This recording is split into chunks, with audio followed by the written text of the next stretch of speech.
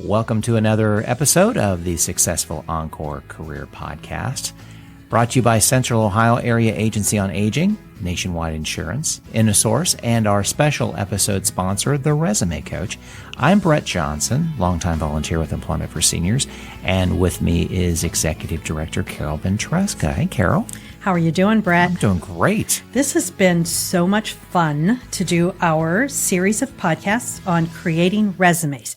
So this is number 4 for listeners who have missed the first 3. You might want to start at the beginning, but we welcome you and we want to make your job search more successful. Resumes. We keep saying that they are the hardest part of a job search. So what's important, what's not important? So our 3 podcasts that we've already had have covered things like what are the basics? What are the purpose of a resume? What to include, what not to include.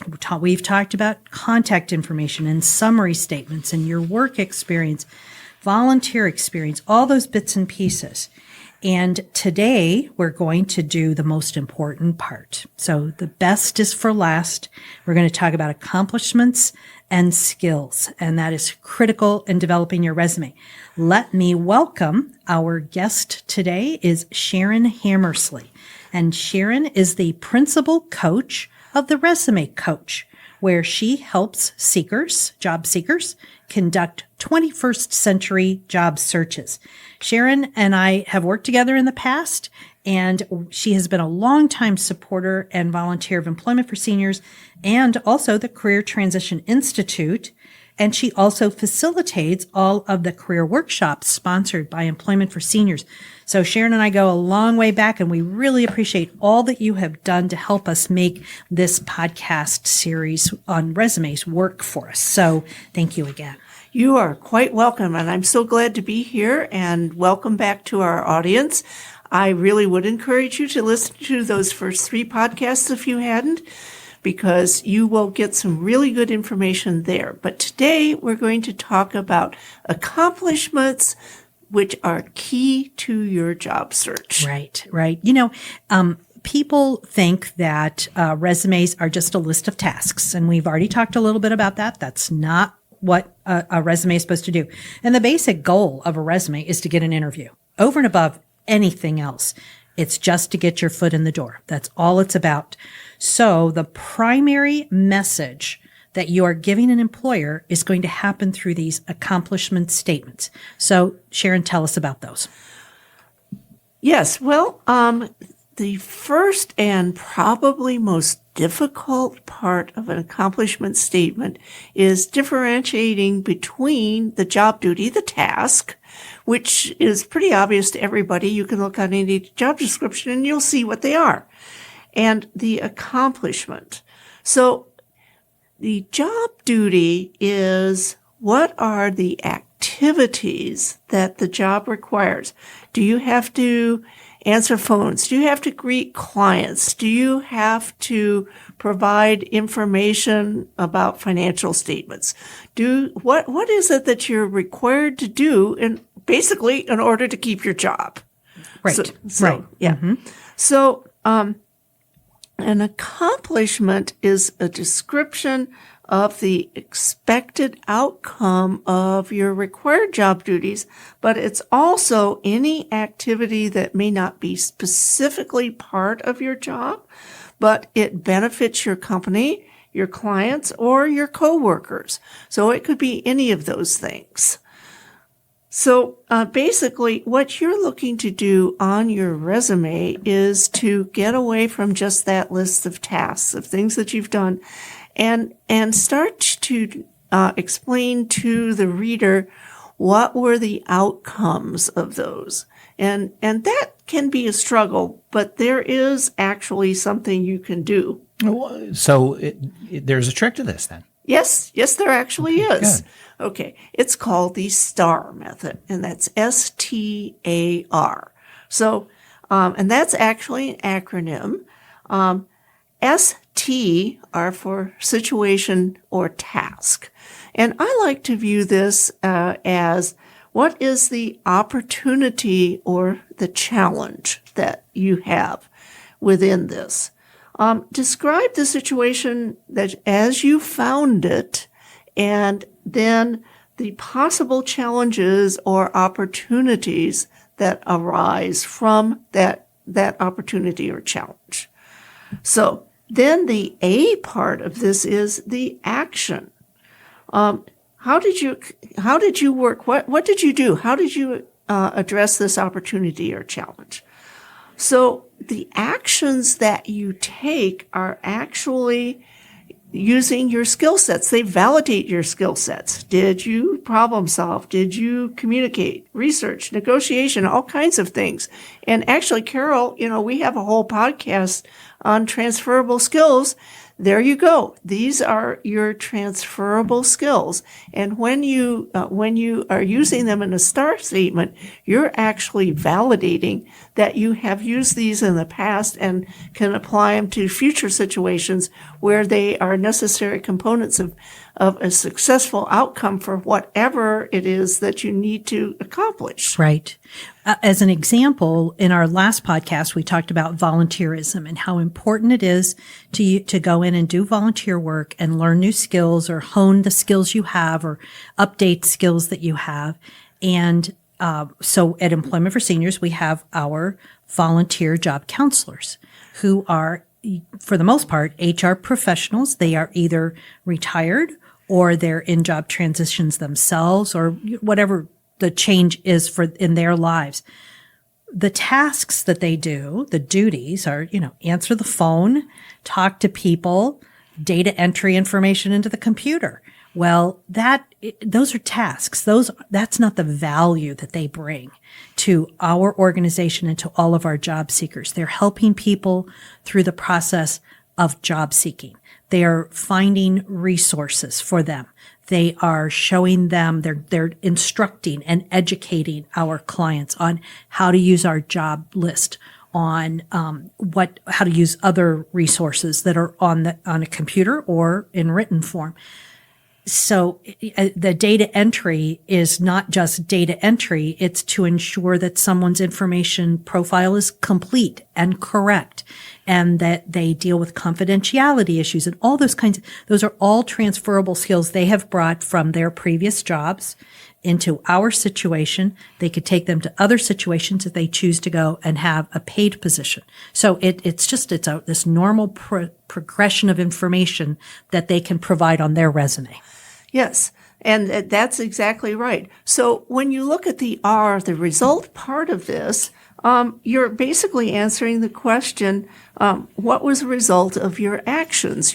Our volunteer counselors, maybe not everybody gets a job, but, if they just teach someone how to access our job board, and the person accesses it and finds a job and applies for a job. Maybe they get it, maybe they don't. But that's an actual result. Something is different or better or improved because of the actions that volunteer job counselor took. What impact does this have on the company? Sometimes people don't think about that very much.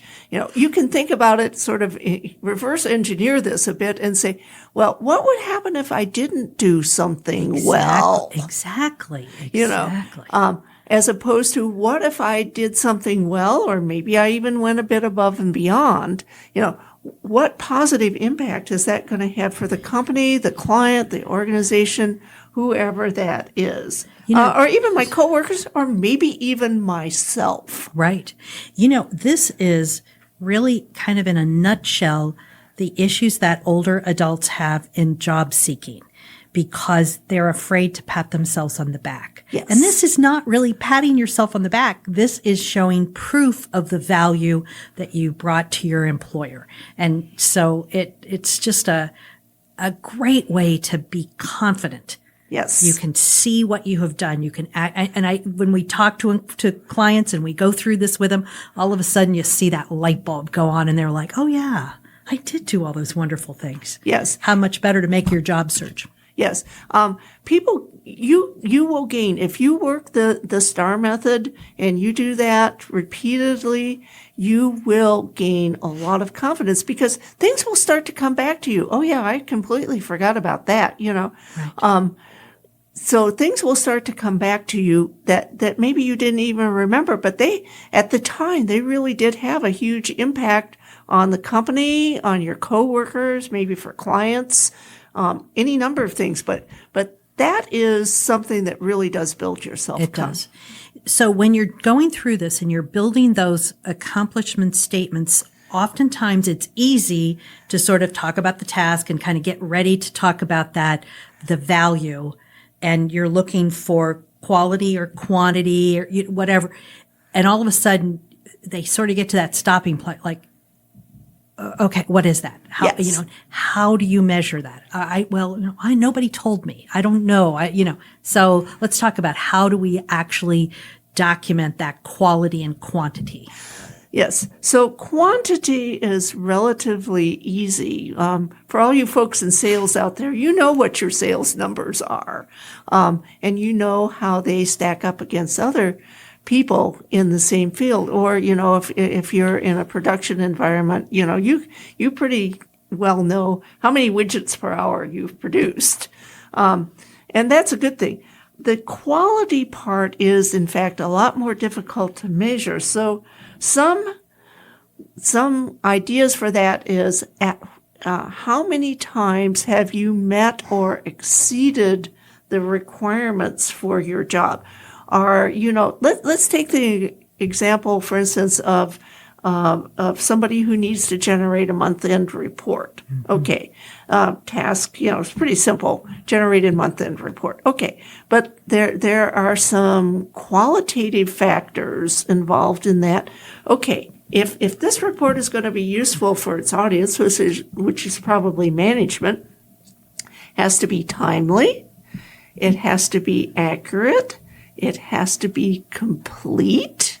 Easily read, easily understood, mm-hmm. and interpreted, all of those things. So if you just wrote an accomplishment statement that said, generated month-end reports 2 days before they were due, that included all information and that included 100% of the required information presented in an understandable format. That's much better than that little generated month-end reports thing right exactly. there. So, exactly. Yeah. And particularly when it's going up and down the ladder. Yeah. So that you're showing you can deal with other audiences. So you've done it to management, you've done it to your peers, you've done it to those working for you. Yeah. So it even gives a larger breadth of or span in what you're doing. So okay.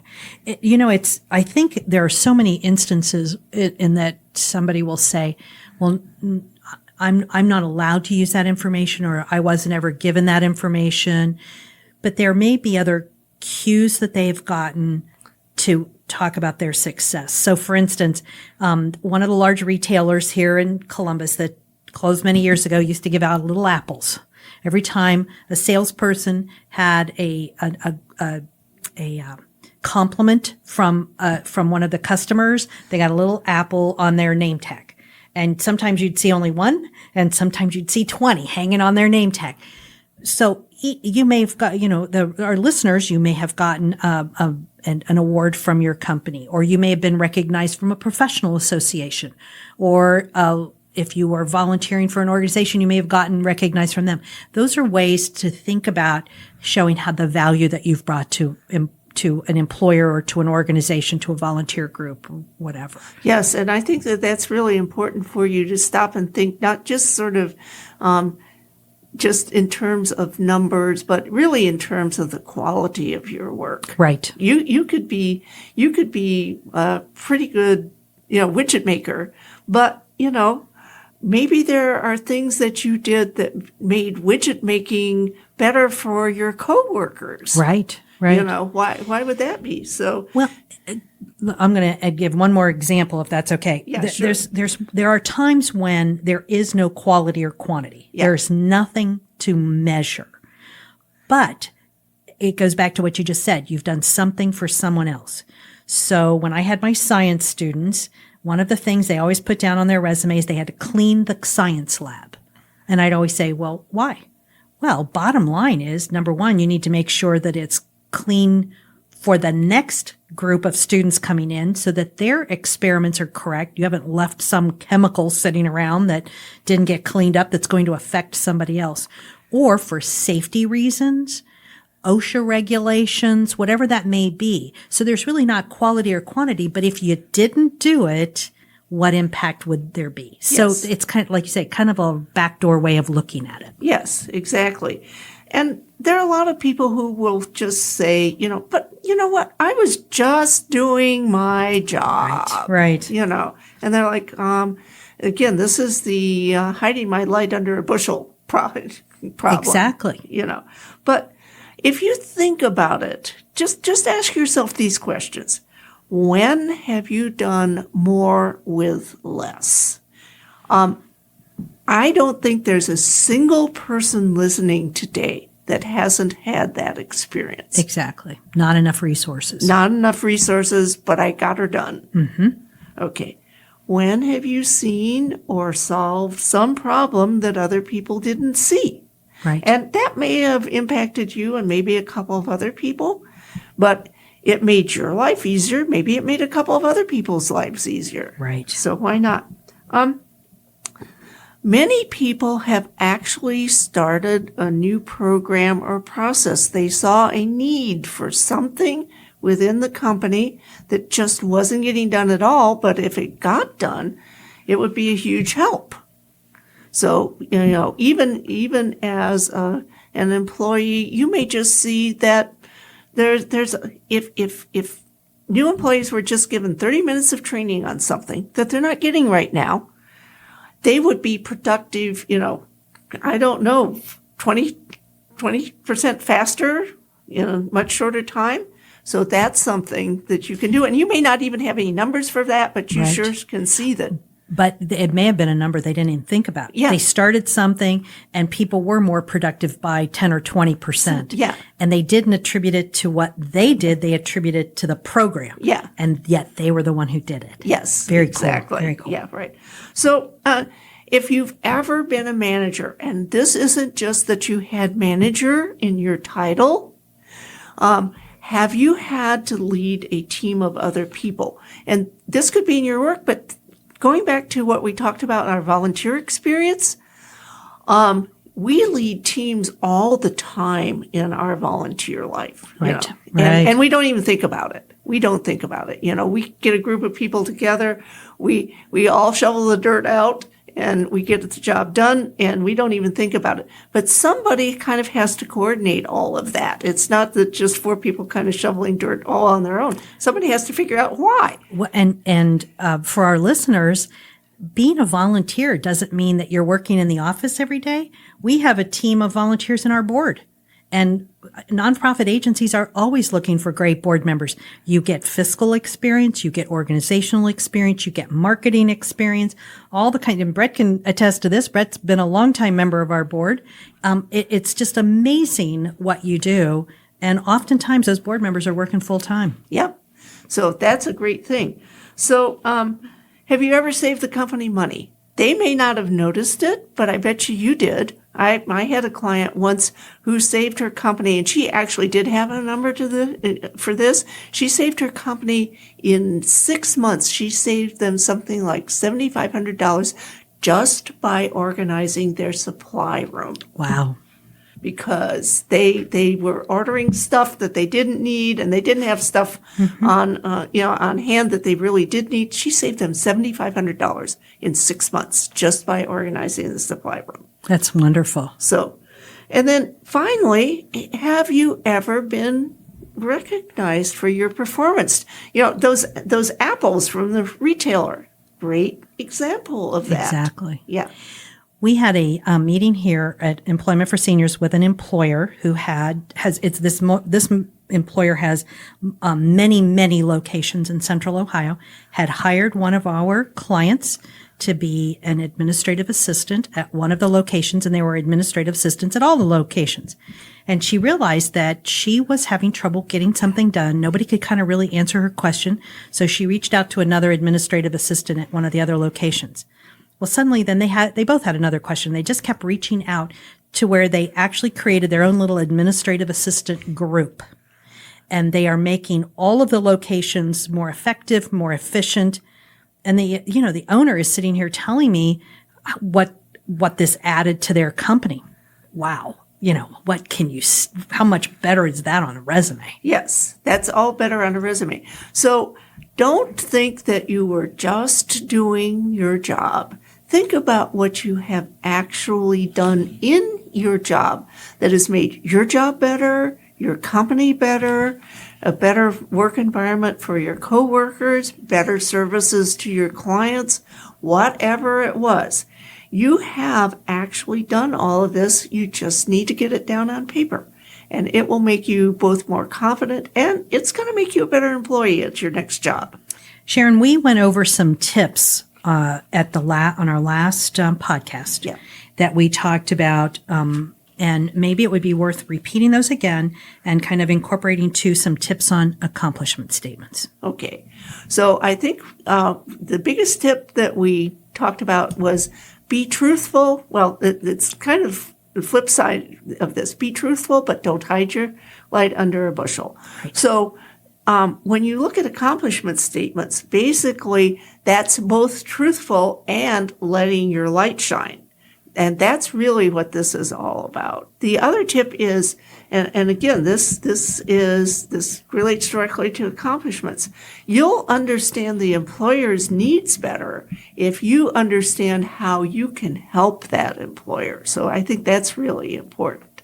And then, last but not least, don't be afraid to ask for help. Absolutely. That's what Employment for Seniors is here for. Many other agencies, there are very good people in private practice that help people write their resumes. So just reach out, ask for help. Don't try to go it alone. And really see your job search as a continuum of steps and bits and pieces that need to be drawn in together, and that all of the research you're doing on employers, all of the thought you're putting into your resume, the practicing that you're doing on your interviewing, it's going to make you a better job seeker and much more successful working for a company that you truly want to work for. Exactly. Wonderful. Sharon, thank you. This has been great. We hope all the listeners have gotten a lot of great information about doing resumes. If you're in Central Ohio, 50 and over, you are more than welcome to contact Employment for Seniors for some help. And as Sharon said, there are a lot of other agencies. We can also help you find them. So again, 4 parts to our podcast series. We hope you listen to all 4. And thank you again for joining us today. Circle270media.com.